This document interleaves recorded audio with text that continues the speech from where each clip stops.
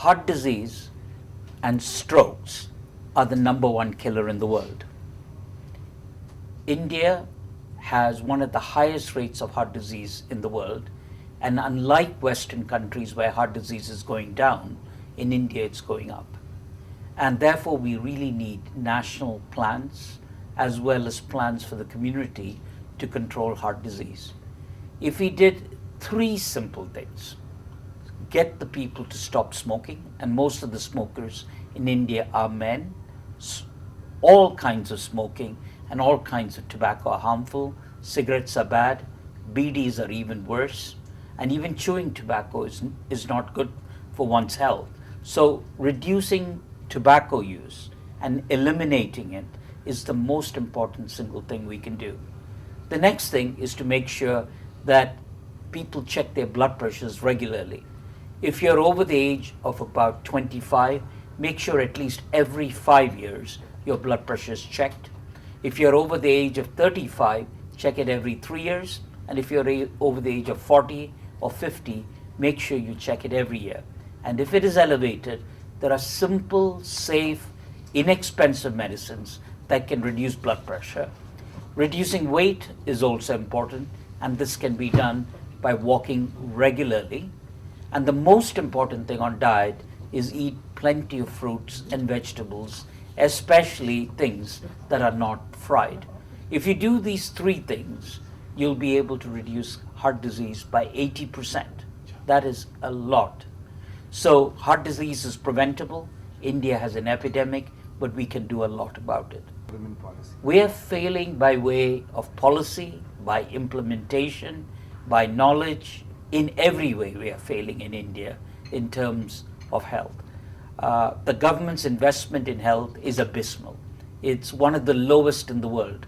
It's about 1.2% of the government's expenditure is on health. This means the majority of healthcare in India is private, which is exorbitantly priced and unaffordable, and is of variable quality. It is very important for the government to invest more in health, but equally important to have systems of good governance and good quality care. Second is health-seeking behaviors by individuals is important. In the end, we as public are responsible for our own health, and this is where having healthy habits, stop smoking, reduce weight, walk every day, and eat less. Whatever you eat, if you can eat 10% less and eat more fruits and vegetables, you will do yourself a huge amount of good. And for doctors, my advice is make sure the simple preventive practices are done. If you're an expert, you are often going to try to do complicated procedures. These are useful, but they're useful only in a minority of patients. But for the majority, simple things, controlling blood pressure, using simple treatments, stopping smoking, these are the 3 most important things. Well, in Canada where I work, the doctor-patient relationship is strong. It is positive. And I think it's partly because we have universal health coverage. The patient doesn't pay the doctor gets paid by the government.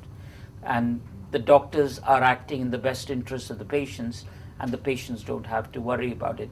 I think the poor doctor-patient relationship in India may be due to different factors. But one of the factors is the rising cost which the patient has to bear, and also the very widespread unethical practices in medicine. So doctors bear a lot of responsibility, but also the government bears responsibility in not investing enough in high quality universal health coverage.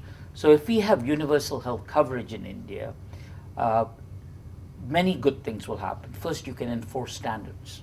You can avoid unnecessary procedures. And the patient is not paying when they're sick at the point of contact.